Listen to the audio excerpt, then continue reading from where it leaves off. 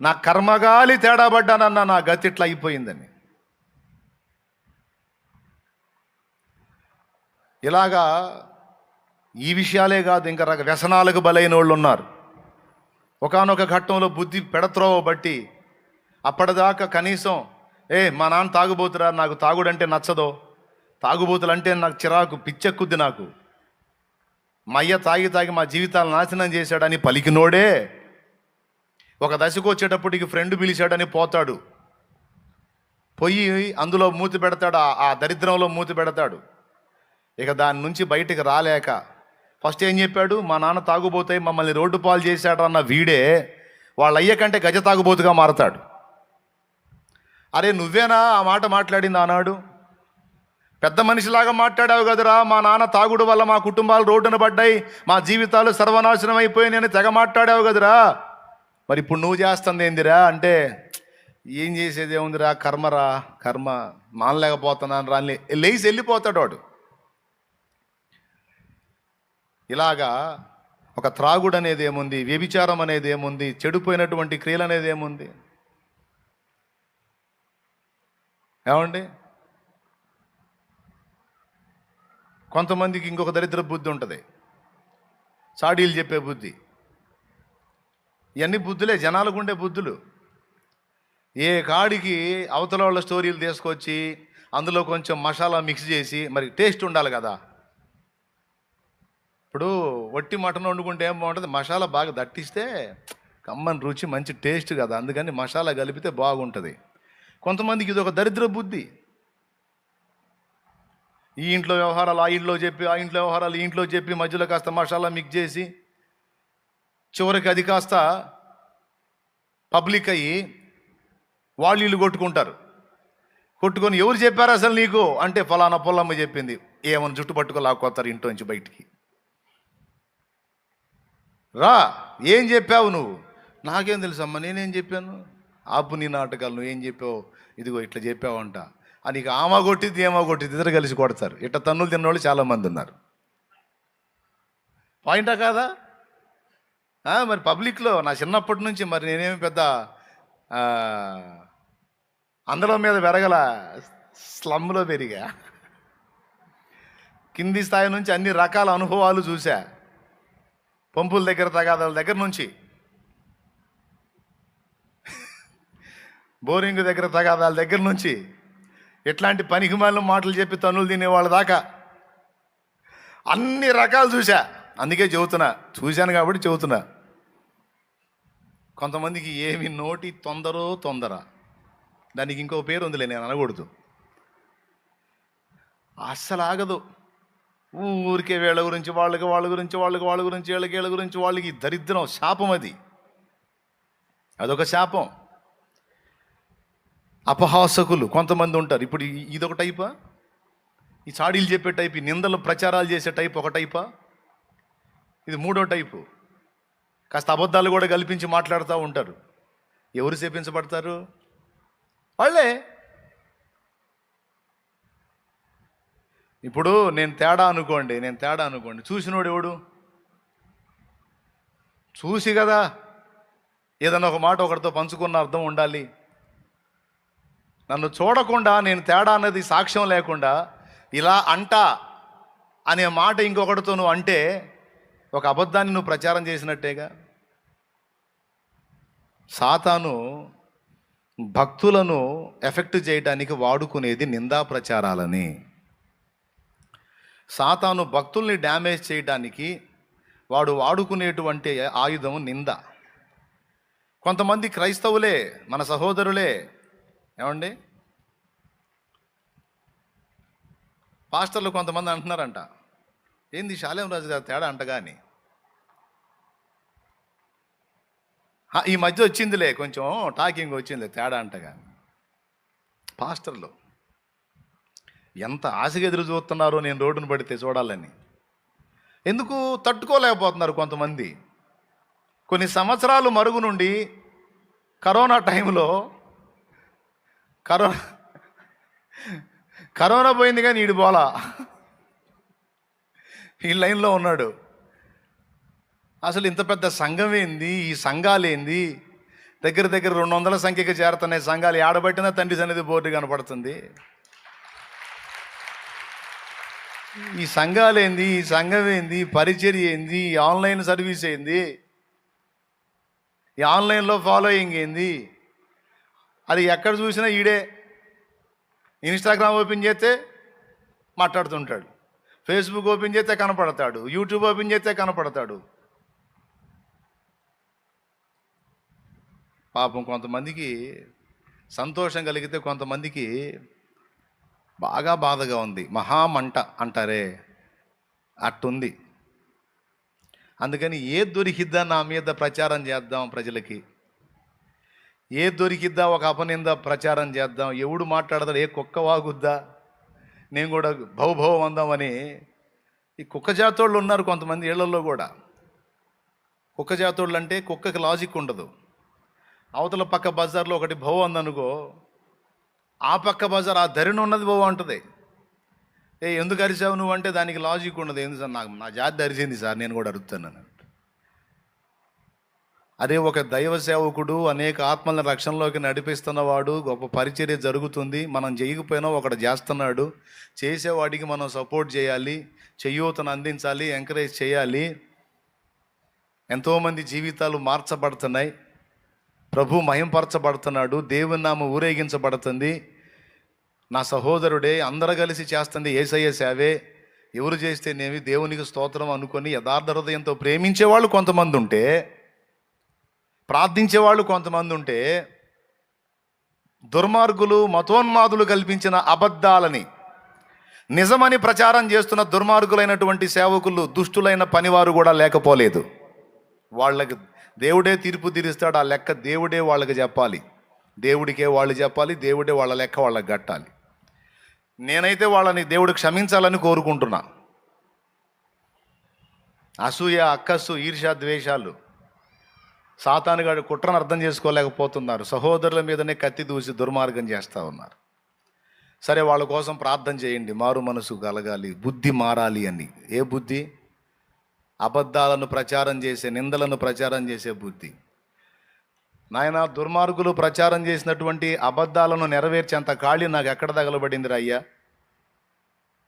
అరే, నన్ను ఇంట్లో ఉండెత్తున్నారా, బయట ఉండెత్తున్నారా, తోటలో పోయి ప్రార్థన చేస్తుందంటే ఆడొచ్చి పట్టుకుంటున్నారు, ఈ రాజాపేట పొలాన్ని పోయి ఆడ చేస్తుంటే ఆడొచ్చి పట్టుకుంటున్నారు. ఇంట్లో ఉంటే ఇంట్లో ప్రశాంతంగా నన్ను ఉండనీయకుండా ఎక్కడరా నేను రహస్యంగా ఉంది, ఎక్కడ నేను? నా బ్రతుకంతా తెరిచిన పుస్తకం లాగా ఇంట బయట ఎటు పోయినా ఎక్కడ నేను? ఏమో, నేనేం దేవుణ్ణి కాదు, బలహీనుడైన మనుషుణ్ణే. కానీ పాపాలు చేసేంత ఖాళీ, పాపాలు చేసేంత ప్రశాంతత, చెడిపోయిన కార్యాలు చేసి నెరవేర్చేంత ప్రశాంతత నాకు ఎక్కడ తగలబడింది? మరి దుర్మార్గపు ప్రచారాలు,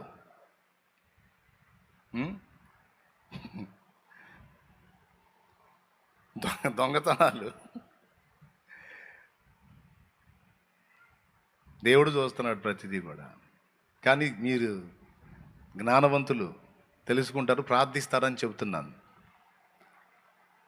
అన్యాయంగా మతోన్మాదులు కల్పించి, మతోన్మాదులకు ఉన్నారండి, వాళ్ళకి మంట పుడుతుంది. ఎందుకంటే వాళ్ళోళ్ళు కూడా మన వీడియోలు పెట్టుకుంటున్నారు వాళ్ళ రీల్స్లో. వాళ్ళోళ్ళు కావాలంటే మీరు ఇన్స్టాగ్రామ్ చెక్ చేసుకోండి, నేను ఇక్కడ మాట్లాడిన మాటలు వాళ్ళ రీల్స్లో వస్తూ ఉంటాయి. వాళ్ళకి నచ్చింది వాళ్ళు పెట్టుకుంటున్నారు. వీడికి మంట పడుతుంది, వీళ్ళకి మంట పడుతుంది. మతోన్మాదులు గారు ఇంట్రా, వీడు ఎవరు పట్టినా ఏంది, మనోళ్ళు ఏందిరా వీడెమిడి పడ్డారని వాళ్ళు ఎట్లో కట్లా నేను చెడ్డ అనిపించాలని మతోన్మాదులు అందరూ ఏకమై, ఒకడు కాదు రకరకాలోళ్ళు, వాళ్ళతో పాటు కొంతమంది దుర్బోధకులు, వాళ్ళకి ఉపందించేవాళ్ళు, వీళ్ళంతా కలిసి దుష్ప్రచారం చేస్తూ ఉంటే ఆ నిందల్ని చక్కగా సేవ చేసుకుంటా బతుకుతున్నోడికి ఏం మాయ రోగం? నీదేదో నువ్వు చేసుకోరా బాబు. కానీ అట్లా కాదు, వాటన్నిటినీ ప్రచారం చేసి నన్ను డ్యామేజ్ చేయాలని ఎంత తపన పడుతున్నారో కొంతమంది. అంటే అపనింద పిశాచాన్ని ఎక్కించుకున్నారు నెత్తిన. ఏ పిశాచం? అపనింద పిశాచాన్ని ఎక్కించుకున్నారు నెత్తిన. శాపగ్రస్తులు అవుతారని తెలియట్లా. చెరపకురా చెడేవని చేస్తున్న నా పనిని పాడు చేయాలని చూస్తే, దేవుడు పనిని పాడు చేయాలని చూస్తే దేవుడు ఏం చేస్తాడు? ఎవడు పాడు చేయాలని చూశాడో వాడిని పాడు చేస్తాడు. దేవునికి స్తోత్రం కలుగునుగాక. హల్లెలూయా. అందుకే జాగ్రత్తగా ఉండాలి. సేవకుడైనా, విశ్వాసైనా, క్రైస్తవులైనప్పుడు బుద్ధి జాగ్రత్తగా కాపాడుకోవాలి. నాకు భయం అండి, ఏ సేవకుడి గురించి అయినా ఇంకొకళ్ళకి నెగిటివ్గా చెప్పాలంటే భయం. ఇంతకాలమైంది బలిపీఠం మీదకి వచ్చి, సాధ్యమైనంత వరకు దైవజనులను గురించి, నాకు ముందు పెద్దలుగా ఉన్న సేవకులను గురించి ఘనంగానే మాట్లాడాను. కానీ ఎప్పుడన్నా ఒక సేవకుడు ఎట్లా అని మీ ముందు ప్రచారం చేయడం మీరు విన్నారా? మీరు ఎరుగుదురా? ఏనాడని లైవ్లు మొత్తం ఉన్నాయి యూట్యూబ్లో. శాలేమన్న గది నప్పదు, అసలు కుదరదు. ఎందుకంటే అంత ఖాళీ కూడా మనకి లేదు. మనకి ఉపదేశాలే సరిపోయేది, బోల్డ్ అంత సబ్జెక్ట్ ఉంది. ఆ చెత్త మనకెందుకు? ఒకవేళ ఎవడన్నా తేడా పడ్డాడని తెలిసినా కూడా ప్రార్థన చేస్తా, ప్రభా తేడా పడ్డాడు కనికరించి లేవనెత్తు ప్రభు అని. చెప్పే అవకాశం ఉంటే డైరెక్ట్గా వానికే చెబుతా, నీ గురించి ఇలా బయటకు వచ్చిందయ్యా చూసుకో, కొంచెం నువ్వు సాక్ష్యం జాగ్రత్తగా కాపాడుకో, సేవ చేస్తున్నావు కదా అని చెబుతా. నాకు అందని స్థితిలో ఉంటే ప్రార్థన చేస్తా, అంతవరకే. కానీ చిలువలు పలువలుగా వ్యాపింప చేయడానికి ఎప్పుడూ ఎన్నడూ ప్రయత్నించలేదు. ఇలాంటి బుద్ధిని సాధన చేయమని దేవుడు తెలియజేశాడు. తొందరపడి నోరు జారొద్దు నాయన. నీ గురించి చెడ్డగా మాట్లాడినా కూడా వాళ్ళ గురించి నువ్వు నెగిటివ్గా మాట్లాడొద్దు. వాళ్ళ గురించి నువ్వు వాళ్ళ లైఫ్లు ఎత్తి, నీ లైఫ్ని ఎత్తారని వాళ్ళ లైఫ్లు ఎత్తి నువ్వు మాట్లాడొద్దు అని చెప్పాడు. ఇప్పుడు కాదు, 300 మంది సంఘం ఉన్నప్పుడే దేవుడు నాకు ఈ పాఠం నేర్పించాడు, పరుల జోలికి పోవద్దు అని. బుద్ధులను కాపాడుకోవాలి నాయన, బుద్ధిని కాపాడుకోవాలి. మంచోడు బుద్ధి అన్న సామెత ఉంది. అట్లాగే కొన్ని సందర్భాల్లో మన బుద్ధులు బయటపడితే ఆ బుద్ధుల్ని, దిక్కుమాలిన బుద్ధుల్ని చంపేయాలి. చిలువలు పలువలుగా ప్రచారం చేయటం, పక్క వాళ్ళని గురించి వికృతంగా మాట్లాడటం అనే నీచ ప్రవృత్తిని మానుకోవాలి. ఆ బుద్ధి మంచిది కాదు. అలా మాట్లాడుకునే వాళ్ళని దుర్బుద్ధి గలవారు, అపనింద పిశాచకులు అనే వాటితో పాటు అపహాసకులు అని కూడా అంటారు. వాళ్ళ మీద వీళ్ళ మీద వాళ్ళకి ఒక వ్యక్తిని గురించి చిలువలు పలువలు ప్రచారం చేసి అపహసించే అపహాసకులు అపహాస్యం పాలైపోతారు. దేవుడు నాకేమన్నా తక్కువ చేశాడా? ఈ అపహాసకులు ఇన్ని రకాల ప్రచారాలు చేసే దేవుడు నాకేమన్నా తక్కువ చేశాడా? దినదిన ప్రవర్ధమానంగా నా తండ్రి పరిచర్యను ముందుకు తీసుకెళ్తున్నాడు. నాకు వచ్చిన నష్టమేమి లేదు, నాకు వచ్చిన ఇబ్బంది ఏం లేదు. కాకపోతే ఎవడు నా గురించి పంచుకుంటున్నాడో వాడు ఎఫెక్ట్ అవుతాడు, వాడు దెబ్బతింటాడు. వాడు కీడు చేయాలనుకున్నదల్లా నాకు మేలుగానే మారిద్ది. కానీ నాకు కీడు చేద్దాం అనుకున్నాడు ఖచ్చితంగా పోయి కీడులో పడతాడు. పని ఏమన్నా ఆగిందా? ఇంకా కొత్త బ్రాంచీలు స్టార్ట్ అవుతున్నాయి. దేవుని చిత్తం అయితే త్వరలో విజయవాడను కూడా డైరెక్ట్గా, దేవుని చిత్తం అయితే నేనే, అజయుడు నేను కలిసి మొదలు పెడదాం అనుకుంటున్నాం. అక్కడే తొందరలో వెతుకుతున్నాం. విజయవాడ స్టార్ట్ అయింది, రాజమండ్రి స్టార్ట్ అయింది, రాజమండ్రిలో జరుగుతుంది ఒక చోట ఆల్రెడీ, వైజాగ్లో స్టార్ట్ అయింది, శ్రీకాకుళంలో స్టార్ట్ అయ్యింది, కొంత చోట జరుగుతుంది. ఆ దరి ఒరిస్సా బార్డర్ దగ్గర నుంచి మొదలు పెట్టుకొని మొత్తం జరగాల్సిందే. ఇంకా అనేక కొత్త బ్రాంచీలు, బిడ్డలు లేచి, ఆత్మీయ బిడ్డలు లైన్లోకి వెళ్తూ ఉన్నారు. దేవుని కృప వల్ల ఇంకొక 60 మంది దైవ సేవకు ప్రిపేర్ అయి ఉన్నారు, సిద్ధపడుతున్నారు. ప్రార్థన చేయండి. ఏడిసేవాడు ఇంకా ఏడవాళ్ళు, ముక్కులు తేడవాలా వాడు. ఎందుకు? దుర్మార్గం చేసే కొద్దీ, నా పట్ల కీడు కల్పించే కొద్దీ దేవుడు తన పనిని గంభీరంగా తీసుకొని వెళ్తానే ఉన్నాడు.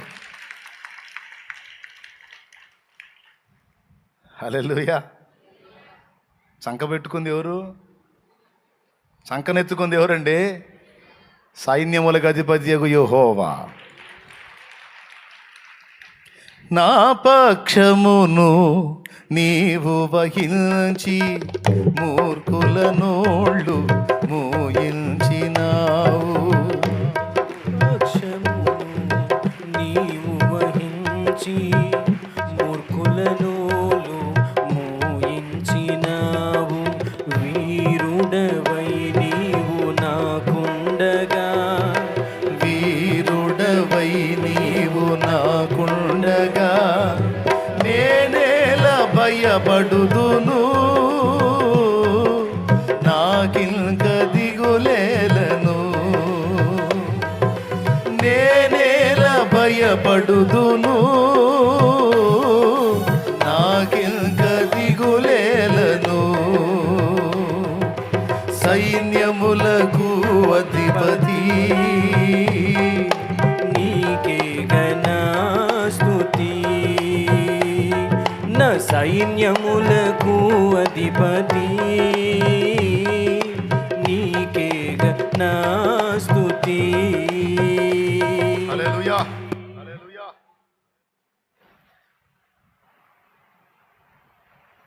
ఇప్పుడు ఎన్ని రకాల బుద్ధులండి? వంకర బుద్ధి, దుర్బుద్ధి, చంచల బుద్ధి. ఫస్ట్దేమో స్థిర బుద్ధి. స్థిర బుద్ధి అంటే ఒకే క్రమంలో నిలిచి ఉండటం. వంకర బుద్ధి అంటే కుటుంబాలని నాశనం చేసుకోవటం. చంచల బుద్ధి అంటే ఒక దాని మీద స్థిరంగా నిలబడకుండా అటోకడుగు ఇటోకడుగు ఇటోకడుగు అటోకడుగు అటోకడుగు ఇటోకడుగు కాసేపట్ట కాసేపట్ట ఈ స్థిరం లేకుండా కోతి ఎగిరినట్టు ఎగురుతుంటారు. కొంతమంది పాస్టర్లు కూడా ఉన్నారు, ఇట్ట విశ్వాసులు ఉన్నారు. ఈ స్థిరం లేనోళ్ళు కాసేపట్ట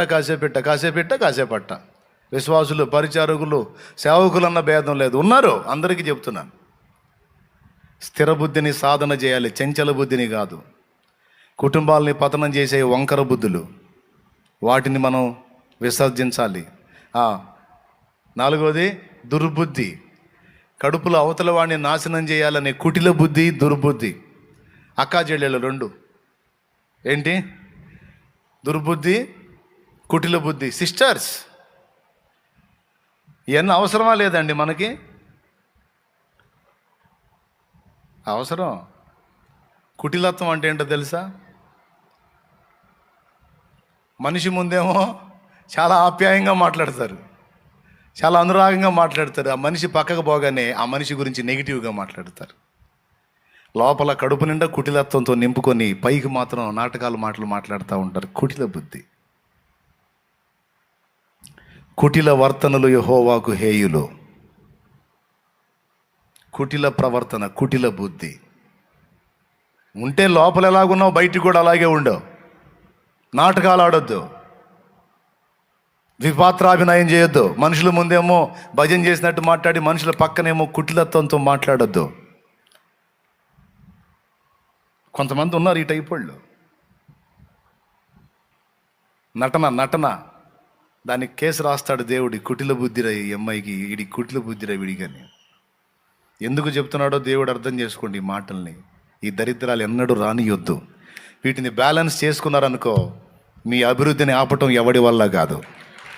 మీరు దీవించబడతారు, ఆశీర్వదించబడతారు, అనేకులకు ఆశీర్వాద కారణంగా మారిపోతారు. కుటిల బుద్ధిని సాధన చేయొద్దు, దాన్ని విసర్జించడానికి సాధన చేయండి. కుటిలత్వం కలిగి నడుచుకోవద్దు. తర్వాత దుర్బుద్ధి, అబద్ధాలను ప్రచారం చేయటం. ఎందుకు ప్రచారం చేస్తే ఏం జరిగిద్ది? అతన్ని వెంబడించే వాళ్ళు బ్రేక్ అయిపోతారు. కొంతమంది ఉంటారు కదా, ఈ స్థిరం లేని వాళ్ళు కొంతమంది ఉంటారు. అలాంటి వాళ్ళు చెవుల్లో పడ్డాయి అనుకో, వాళ్ళు బ్రేక్ అయిపోతారు. అది కావాలి. ఎట్లనన్నా సరే ఆ పరిచర్య బ్రేక్ అవుతుంది, అతను నష్టపోయాడు, అతని వైభవం తగ్గిపోయింది అనిపించాలని. ఒరే నాయన, నా వైభవం ఇదే, నా గొప్ప, నా ఘనత, నా వైభవమా? పిలిచినవాడు, ఏర్పరిచినవాడు, కార్యం చేస్తున్నవాడు, అనేక ఆత్మల్ని గెలుచుకుంటున్నవాడు యేసయ్య.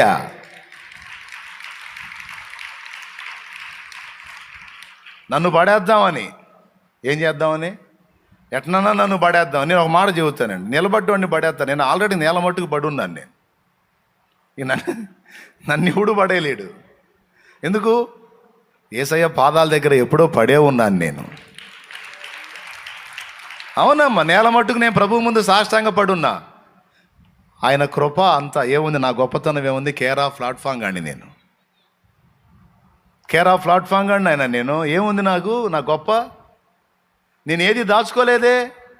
నేను ఏ స్థితి నుంచి వచ్చానో, ఎలాంటి బట్ట కట్టానో, ఏ పని చేశానో, ఏం చేశానో షో చేయలేదే. నేను మొత్తం ఓపెన్గా మాట్లాడినా.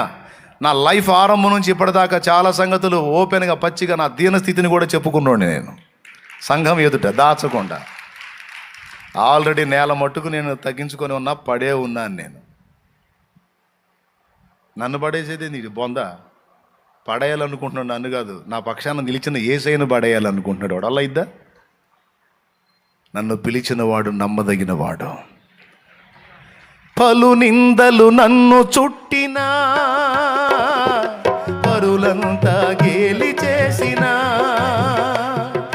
పలు నిందలు నన్ను చుట్టినా,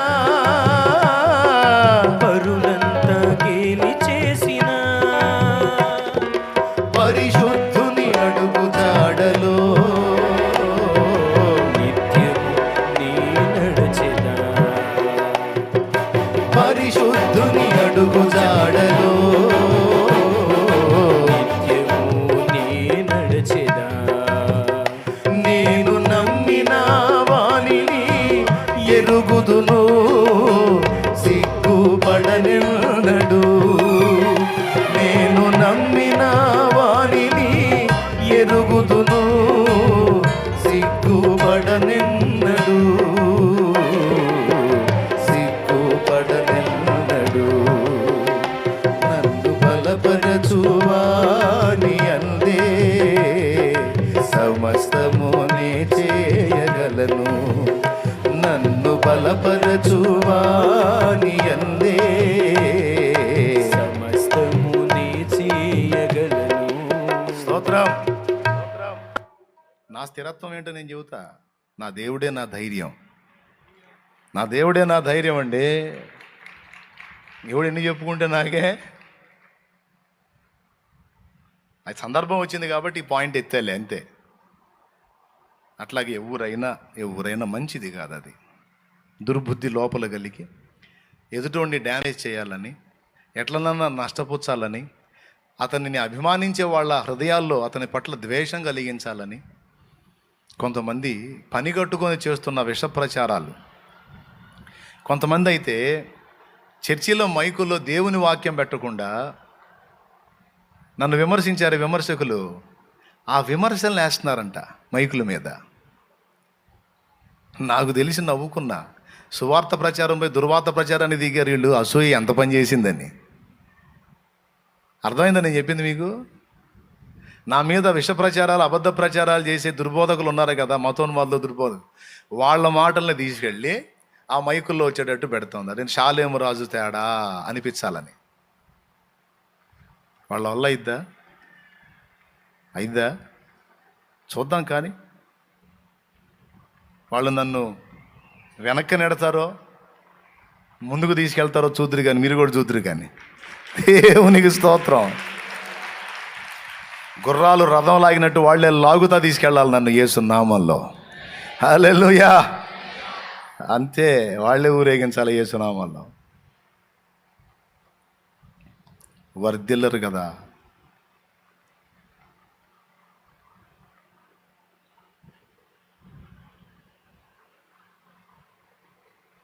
నేను ఘనుణ్ణి కాదు, గొప్పవాడిని అంతకన్నా కాదు.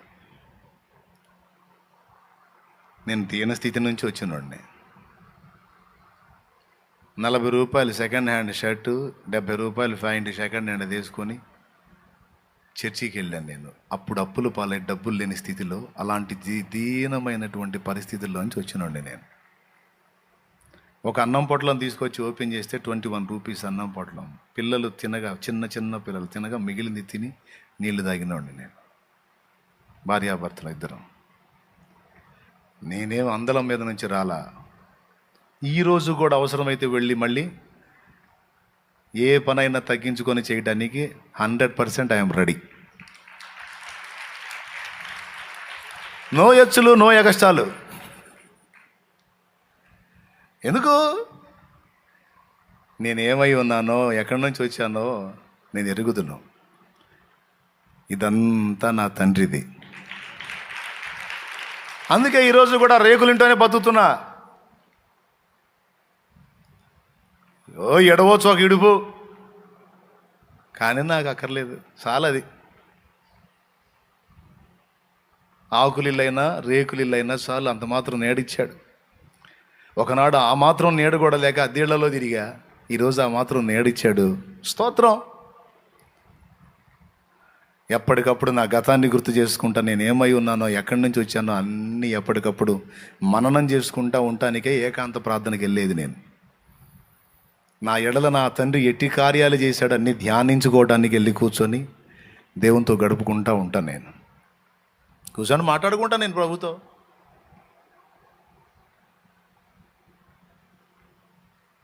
ఇప్పుడేదో నేను కుప్పల మీద కూర్చున్నా, నేనేదో పైకి చూసేది ఏం లేదు. అప్పుడు ఎలానో ఇప్పుడు అలానే, అంతే.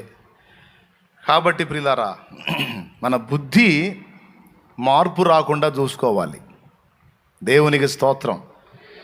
మన బుద్ధి చంచలం బుద్ధి కాకుండా జాగ్రత్త పడాలి, దుర్బుద్ధి కాకుండా జాగ్రత్త పడాలి, వంకర బుద్ధి కాకుండా జాగ్రత్త పడాలి, కుటిల బుద్ధి మనం కలిగి ఉండకుండా జాగ్రత్త పడాలి. దాన్ని ద్వేషించి ఈ తరహా దిక్కుమాలిన బుద్ధులన్నిటినీ విసర్జించాలి. తన బుద్ధిని గాచుకున్నవాడు ధన్యుడు తమ్ముడు, వానికి ఎదురులేదు ఎప్పుడైనా సరే. నేను చెబుతున్నాను కదా, తన బుద్ధిని కాచుకున్నవాడు ధన్యుడు. చెల్లెమ్మా, బుద్ధిని కాచుకున్నది ధన్యురాలు.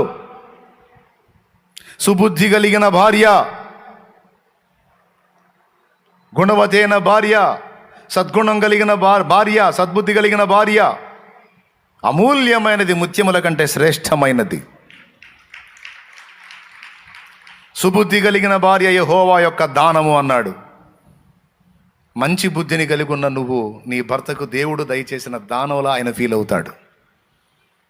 అందుకే చెప్తున్నా, ఎన్ని ఆకర్షణలు నీ ముందుకు వచ్చినా నీ బుద్ధి మారకుండా చూసుకో.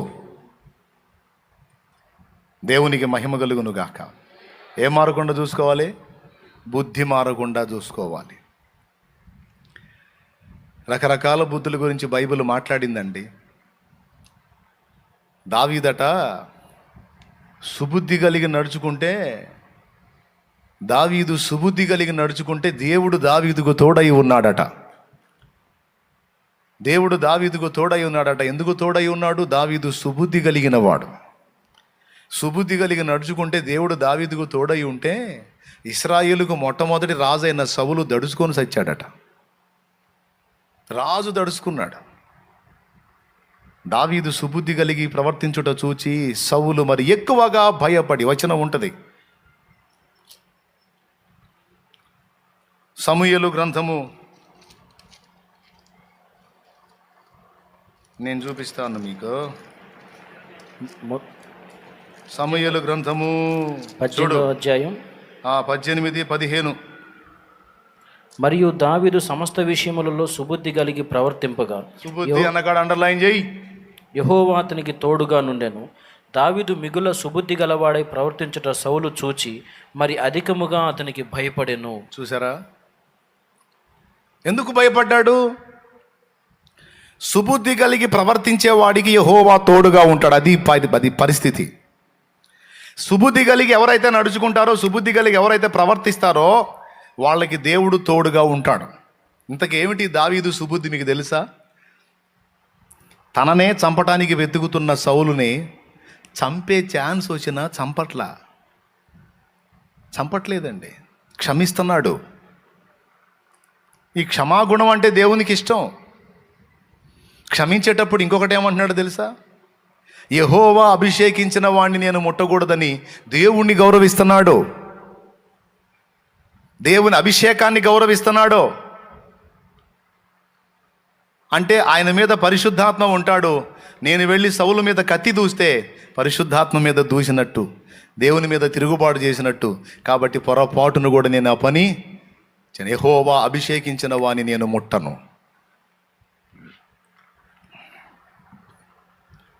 అని నిబంధన చేసుకున్నాడు. చంపలేదుగా. 2 సార్లు చిక్కాడు పక్కాగా.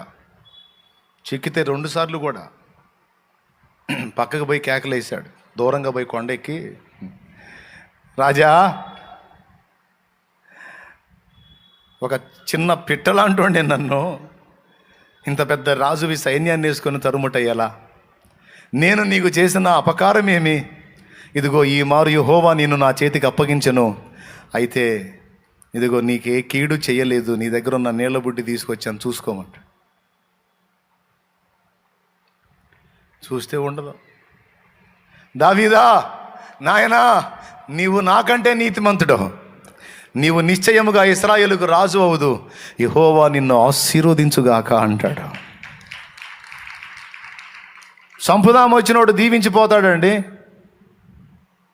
సుబుద్ధి కలిగి నడుచుకునేటువంటి వ్యక్తి దావీదు. ఆ దావీదు సుబుద్ధి దెబ్బకి సౌలు ఇంకా భయపడటం మొదలుపెట్టాడు.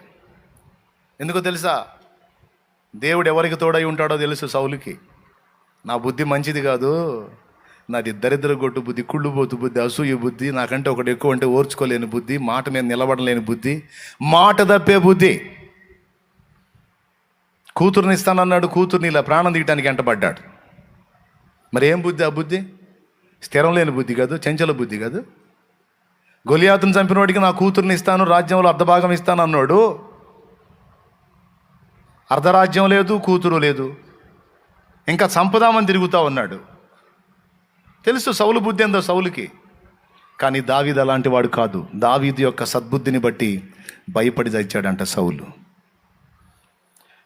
నీ దెబ్బకి అవతల వాళ్ళు దడుచుకోవాలంటే ఒక్కటే, నువ్వు సద్బుద్ధి కలిగి సుబుద్ధి కలిగి నడుచుకో. నువ్వు చాలు. వంకర టెంకర వ్యవహారం మానేసి నువ్వు సుబుద్ధి కలిగి నడుచుకో. నువ్వు నీ చుట్టూ ఉన్న వాళ్ళు నీకు భయపడేటట్టు నా దేవుడు నీకు తోడై ఉంటాడు. ఎక్కడైనా కొన్ని వంకర సన్నివేశాలు వచ్చినప్పుడు గుర్తు చేసుకోవాలి, ఛీ ఇది రైట్ కాదు, ఇది కరెక్ట్ కాదు, ఛీ నాకు తగదు ఇది అనుకోవాలి. అర్థమైందా? నేను దేవుని భక్తుడిని, దేవుని భక్తురాల్ని, నేను ఆత్మీయుణ్ణి, ఆత్మీయురాల్ని, పరిశుద్ధాత్మను కలిగిన వాడిని, కలిగిన దాన్ని, నేను ఇలా ప్రవర్తించకూడదు. ఒకడి మీద నేను చెప్పకూడదు, లేని వార్త ప్రచారం చేయకూడదు. ఒకటి దానికి నేను ఆశపడకూడదు, ఒకటి దానికి నేను కక్కుర్తి పడకూడదు. నాకొద్దు. అది బంగారమైనా నాకొద్దు. నాకెందుకు ఒకటిది? నా దేవుడు నాకు ఇచ్చింది చాలు. నా తండ్రి చిత్తం అయితే ఇంకా నాకు ఆయన ఇస్తాడు. నాకు అవసరం అయితే, ఆయన చిత్తం అయితే. ఒకడికి ప్రలోభించను, ఒకడి భార్యను ఆశించను, ఒకదాని భర్తను ఆశించను. నాకొద్దు. నీచానికి దిగజారున మాటని తప్పను, ఏమైనా కానీ.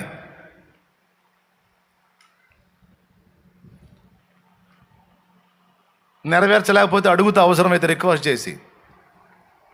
ఆ మధ్య పసుమర్లో సహోదరుడికి ఒళ్ళు గాలింది, ఫ్యామిలీ మొత్తానికి ఒళ్ళు గాలింది.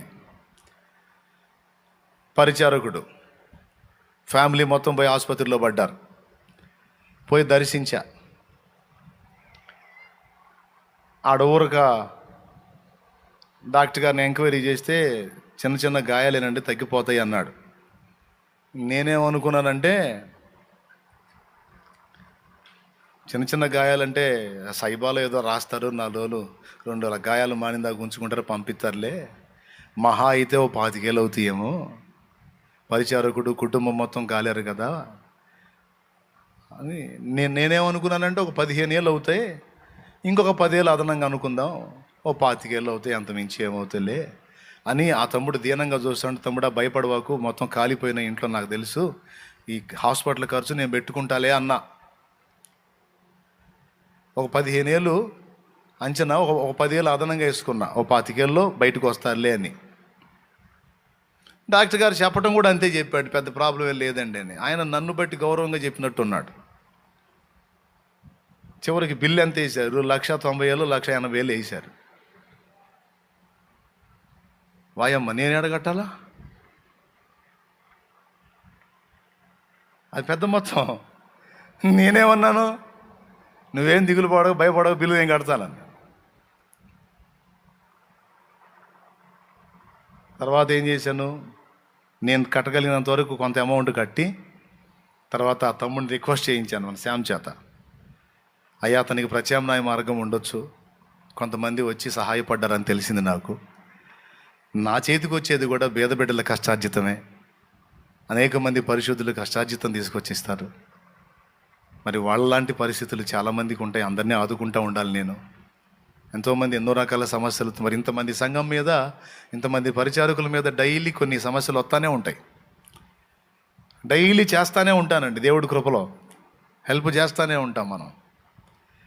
కాబట్టి ఇప్పుడు నా స్థాయికి మించి ఇంతకు మించి చేయలేను, ఆ తమ్ముడికి చెప్పు ప్రత్యామ్నాయం అంటే చూసుకోమనంటే, ఆ తమ్ముడు నవ్వి అన్న పర్లేదు అన్న, ఇబ్బంది పడద్దు అన్న, వచ్చిందే సంతోషం. అంతేకాకుండా ఇంత అమౌంట్ కూడా ఎంతవరకు ఇచ్చాం తమ్ముడు మనం?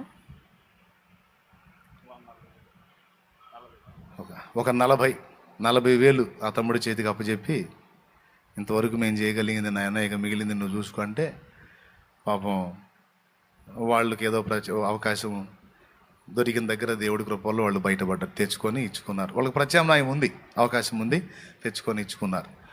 మాట అన్నానే, అయ్యో మాట అన్నానని 2 రోజులు మనిషిని కాల, మొత్తం కడతానన్నా. ఒకవేళ మొత్తం తీసుకెళ్ళి కట్టాను అనుకో, అట్లా ప్రాబ్లమే. ఎందుకో తెలుసా? ఎంత డబ్బు ఉంటే అంత అమౌంట్ కట్టాడు చాలేమన్నా. వాడికి ఏం మాయరోగమా? నాకు కూడా బాగలా, కట్టమనంటే నేనేం చేయాలి? వాస్తవేగా. కాబట్టి నా చేతికి వచ్చేది కొంచెం ఖర్చులు దానికి మించి ఉన్నాయి.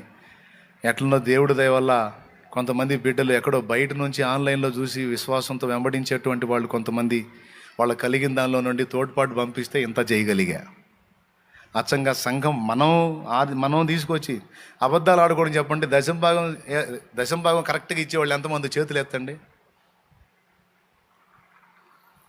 దించండి. అన్న నేను ఈయట్లేదు ఏమనుకోవద్దు అన్న వాళ్ళు చేతులు ఎత్తండి. సరిగా చేతులు ఎత్తారు, ఇట్టు కాదు, సరిగా ఇట్టు కదిలించండి. చూడండి ఎన్ని చేతులు లేసిందో చూడండి. వీళ్ళు దశంభాగం ఇట్లా అనుకుందాం. ఎప్పుడన్నా డిమాండ్ చేసి అడిగానా? నేను అడగలేదు కాబట్టి మీరు ఇవ్వట్లేదా? పర్వాలేదు, నీ రాబడి అంతట్లో నుండి 10వ భాగం దేవుని మందిరావణంలోకి తీసుకొని రావాలి. ఎందుకంటే మందిరం బాధ్యతలు ఉంటాయి, ఖర్చులు ఉంటాయి, కాబట్టి రొటేషన్ జరగాలి. ఆయన ఏనాడు కూడా దశంభాగాల ప్రసంగం మీరు తేండి అన్న ప్రస్తావనే లేదు. ఎందుకంటే నా బిడ్డలు భక్తిపరులే, వాళ్ళకి లెక్కలు తెలుసు, వాక్యం కూడా తెలుసు. తెలిసి కూడా వాళ్ళు తోడ్పడలేకపోతున్నారంటే వాళ్ళ పరిస్థితులు ఎలా ఉన్నాయో. కాకపోతే కాస్త కష్టమైనా దేవుని కొరకు కేటాయిస్తే ఆ దీవెన వేరుగా ఉంటుంది. కానీ పరిస్థితులను బట్టి పాపం ఏం చేస్తారు, మరి దశంభాగం కూడా వాడాల్సి వస్తుంది. చేయగలిగింది ఏం లేదు. నేనేమి అనుకోను, ఎప్పుడు కూడా విమర్శ చేయలా, ఎగతాళి చేయలా.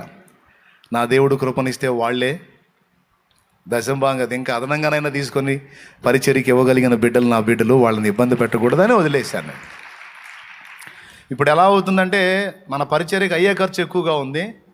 కరెంటు బిల్లు దగ్గర నుంచి, జనరేటర్ ఆయిల్ ఛార్జీ దగ్గర నుంచి, కూరగాయల దగ్గర నుంచి, మరి ఫుడ్ ఉంది కదా మనకి. వారం ప్రతి వారం బుధ శుక్ర ఆది అన్ని వారాలు మనం భోజన సౌకర్యాలు ఉంటాయి కదా. మనకు అయ్యే ఖర్చు ఎక్కువ, మనకు చేతులకు వచ్చేది తక్కువ. ఫుల్లుగా అప్పులు అవ్వాల్సింది బయట ద్వారాలు తెరిచాడు దేవుడు. బయట నుంచి అనేక మంది బిడ్డలు పరిచర్యకు తోడ్పాటు అందిస్తే ఆ తోడ్పాటుని కలిపి ఇందులో వాడటం వల్ల అంతంత మాత్రం అలా బ్యాలెన్స్ అవుతుంది. మరి ఇందులోనే నేను మరి అంత పెద్ద మొత్తం నేను కట్టాలంటే బిల్లులు కష్టం కదా. అందుకని రిక్వెస్ట్ చేయించా. మరి లేనప్పుడు ఏం చేయాలి? రిక్వెస్ట్ చేయించాలి, బతిలు అడిపించాను. ఇప్పుడు కూడా ఆ తమ్ముడు కనపడితే నాకు సిగ్గేస్తుంది, అయ్యో ఈ బిడ్డకి అన్న మాట తప్పానే అని. దేవునికి స్తోత్రం కలుగును గాక. అయినా పర్వాలా, నాకేమి గిల్టీ ఫీలింగ్ లేదు. మాట అన్నాను కాబట్టి కొంచెం ఫీలింగ్ ఉన్నా, ఆత్మలో మాత్రం ఫీలింగ్. ఎందుకంటే అందరినీ దృష్టిలో పెట్టుకొని నేను కరెక్ట్ నిర్ణయమే తీసుకున్నాను అని. కాబట్టి అంత సెన్సిటివ్గా మనం ఆలోచించగలగాలి అని చెబుతున్నాను నేను. ప్రతి విషయంలోనూ అంత సున్నితంగా మన బుద్ధిని కాచుకోవాలి. మాట అన్నావా, అయితే నెరవేర్చు. ఒకవేళ నెరవేర్చలేకపోయావా, అవతల వ్యక్తిని రిక్వెస్ట్ చేయి, నీకు చేస్తానన్నాను కానీ నాకు చేత కాలేదు, నా వల్ల కాలేదు, దీన్ని మరోలా అనుకోవద్దు అని చెప్పు. తప్పేం కాదు అది. అవునా? నేనేం దేవుణ్ణి కాదు కదండి. మాట అంటే అక్షరాల్లో నెరవేర్చడానికి సాధ్యమైనంత వరకు చూస్తా. కాకపోతే నేనేం చేస్తాను, అయ్యా ఇంతవరకు చేయగలిగాను, ఇంకా చేయలేకపోయాను అని చెప్పు. హల్లెలూయా చెప్పాలి గట్టిగా. నేను టోటల్గా చెప్పేది ఏంటంటే ప్రతి విషయంలో బుద్ధిని కాపాడుకోండి, బ్యాలెన్స్ చేసుకోండి అనే మాట ఈరోజు మీకు చెప్తున్నానండి నేను. దావీదు ఏం బుద్ధి కలిగి ఉన్నాడట? మోషే ఏం బుద్ధి కలిగి ఉన్నాడో? మోషే స్థిర బుద్ధి కలిగి ఉన్నాడు, దావీదు సుబుద్ధి కలిగి ఉన్నాడు.